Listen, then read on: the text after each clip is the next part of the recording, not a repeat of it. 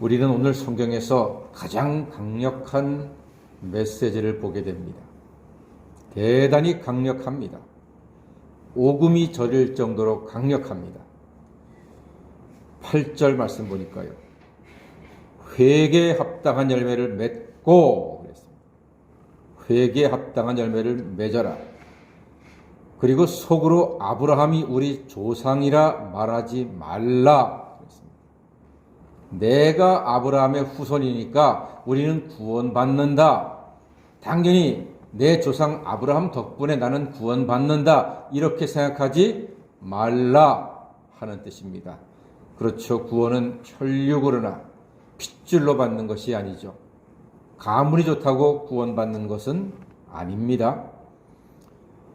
하나님이 능히 이 돌들로도 아브라함의 자손이 되게 하신다고 했습니다. 그러면서 이어지는 말씀이 9절 말씀 다 같이 보겠습니다. 시작. 이 도끼가 나무 뿌리에 놓였으니 좋은 열매 맺지 아니하는 나무마다 찍혀 불에 던져지리라. 예, 강하죠. 무섭죠. 살벌하죠. 살이 떨리죠. 회개에 합당한 열매를 맺지 않으면 도끼가 나무 뿌리에 놓였으니 그 가지는 찍어서 불에 던진다. 무시무시하잖아요. 이것보다 더 강력한 메시지가 어디에 있습니까? 자, 여러분, 그렇다면 우리가 회개에 합당한 열매가 무엇인가에 대해서 오늘 고민하지 않을 수가 없습니다. 생각을 해봐야 됩니다. 우리를 통해서 하나님이 드러나는 것, 그게 여러분 회개에 합당한 열매입니다. 우리를 통해서.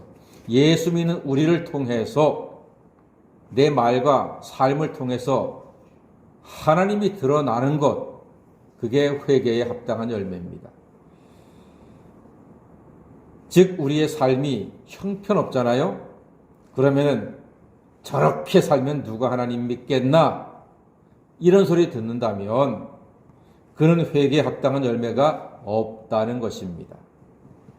그렇게 크게 어려운 말은 아닙니다. 이해를 하기에는 어렵지 않은데 그대로 살기는 이게 쉽지가 않아요. 그래서 예수 믿는 것이 쉽지가 않습니다. 특히 직분자들. 무슨 목사가 저렇게 말해? 무슨 목사가 저렇게 돈에 욕심이 많아? 이런 소리 듣기 쉽습니다. 아니 장로라면서 장로가 어떻게 저렇게 사람들을 대해? 아니 권사라며? 야, 권사가 어떻게 말을 그렇게 하냐? 이런 소리 듣기 쉬운 거예요. 직분자들이 그런 말 더 많이 듣습니다. 그래서 오늘 보니까 회개에 합당한 열매를 맺어야 되겠다 싶은 사람들이 예수님께 질문하는 거예요. 아, 그렇잖아요. 도끼가 나무 뿌리에 놓여 있으니까 내가 그 열매가 없으면 찍어서 불에, 이건 무슨 불이겠습니까? 지옥불, 꺼지지 않는 불 아니겠습니까? 거기에 던지겠다니까 누군들 걱정이 안 되겠어요? 그래서 무리들이 묻습니다. 10절에 보니까 무리가 물어 이르되 그러면 우리가 무엇을 해야 됩니까? 무엇을 해야 됩니까? 11절 다 같이 보겠습니다. 시작. 대답하여 이르되 옷 2벌 있는 자는 옷 없는 자에게 나눠줄 것이요 먹을 것이 있는 자도 그렇게 할 것이니라. 아멘. 예. 아주 명쾌하게 분명하게 알아들을 수 있게 세례 요한이 대답을 했습니다. 옷이 2벌 있으면 1벌 나눠 주어라. 먹을 것도 많이 있으면 쌓아두어서 썩게 하지 말고 곰팡이 쓸게 하지 말고 벌레 먹게 하지 말고 거미줄 치게 하지 말고 나눠 줘라. 그렇게 지금 가르쳐주고 있습니다. 말은 쉬워요. 그런데 사람 마음이요, 사람 욕심이요. 내가 9을 가지고 있잖아요. 그러면은 하나 가진 사람 걸 보고 야, 저게 나한테 오면 내가 몇이 된다? 10이 되는데 사람이 그런다니까요. 나에게 있는 거 하나를 빼서 저 사람을 주면은 아이고 저 사람은 2개가 되겠구나 이렇게 생각하지 않아요. 저걸 가지고 오면 내가 10개인데 야 10이면 얼마나 좋아. 딱 아구가 맞잖아. 보기도 좋잖아. 사람은 그렇게 생각한다니까요.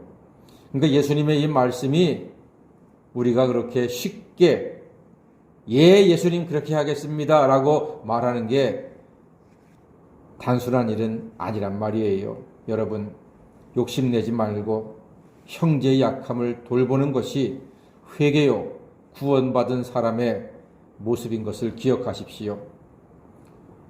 하나님의 자녀임을 증명하는 것은 내가 가지고 있는 것을 나눠주는 것입니다. 만약에 놀부가 교회 장로였다면 흥부는 평생 예수 안 믿었을 거예요. 밥을 달라고 하는데 주걱으로 때려는 그런 형수, 그 형수의 마음은 놀부의 마음과 다르지 않은 거잖아요. 그런데 흥부가 그런 형 밑에서 밥도 안 주고 얼굴 주걱으로 때리면서 흥부야, 이번에 우리 교회에서 새생명 초청잔치가 있어. 너 같이 우리 교회 가자. 그러면은 흥부가 놀부 따라 교회 가겠어요? 절대 안 가죠. 속으로 니나 믿어라 그러고 말 거예요. 그러니까 회개에 합당한 열매를 맺는 것이 단순한 일은 아니라 하는 것이죠. 자, 사랑하는 여러분을 통해서, 여러분의 말과 행실을 통해서 주변의 많은 사람들이 하나님을 알게 되고 하나님께 영광 돌리게 되기를 주의 이름으로 간절히 소망합니다. 자, 이래 세리들도 세례 요한에게 질문합니다. 우리는 어떻게 살아야 합니까? 13절 말씀 보니까 부과된 것 외에는 더 거두지 말아라 분명히 말합니다. 당시 세리는 합법적인 도둑들입니다. 로마 정부에다가 일정한 돈을 바치면 남는 것은 전부 다 자기 소유입니다. 그러니까 할 수 있는 한 갈고리로 돈을 긁어 모으는 겁니다. 그러니까 로마의 앞잡이 매국노 이러면서 삭개오도 왕따를 당했던 겁니다. 그러니까 욕심내지 않고 자기 배를 위해서 이웃의 재물을 탐내지 말라. 이것이 회개에 합당한 삶이다. 놀부짓하지 말아라 하는 것입니다. 자, 그때 왔던 군인들도 묻습니다. 군인들도 우리는 어떻게 살아야 합니까? 14절 말씀 보니까요. 사람에게서 강탈하지 말고 거짓으로 고발하지 말고 받는 급료를 족한 줄로 알아라 그랬습니다. 당시 군인들도 로마의 이름으로 빼앗고 누가 거짓으로 고발하면 법의 이름으로 폭력을 가하고 그래서 민폐가 극심했거든요. 나라에서 주는 돈으로 자족하며 남에게 해코지하지 말고 만족하며 살아라. 그것이 회개에 합당한 열매다라고 예수님께서 말씀하셨습니다. 즉 회개에 합당한 열매는요, 사랑의 열매라고 할 수가 있습니다. 사랑의 열매. 더 주고 내가 필요한 만큼만 거두고 자기 급료에 만족하고 이로써 회개에 합당한 열매를 맺는 것입니다. 이것이 바로 사랑입니다. 그리고 그 복을 보여준 세례 요한은 이렇게 말합니다. 16절 말씀 보니까요. 나는 물로 너희에게 세례를 베풀거니와 나보다 능력이 많으신 이가 오시나니 나는 그의 신발끈을 풀기도 감당하지 못하겠노라. 그는 성령과 불로 너희에게 세례를 베푸실 것이라고 그렇게 말합니다. 예, 세례 요한은 이렇게 본인이 회개에 합당한 열매를 가진 사람이지요. 예수님을 높입니다. 자기는 극히 낮추고 예수님만 높입니다. 겸손한 모습이지요. 사랑하는 여러분, 회개에 합당한 열매란 오늘 예수님 말씀처럼 이웃을 사랑하고 또 이웃을 섬기고 욕심내지 않고 무엇보다 세례 요한처럼 예수님을 높이고 찬양하는 것입니다. 이렇게 많은 사람들에게 예수님의 향기를 바라고 드러내시는 새벽 성도가 다 되시고 이렇게 아름다운 회개에 합당한 열매로서 하나님께 크게 영광 돌리시기를 주의 이름으로 간절히 축원합니다. 아멘. 기도하겠습니다.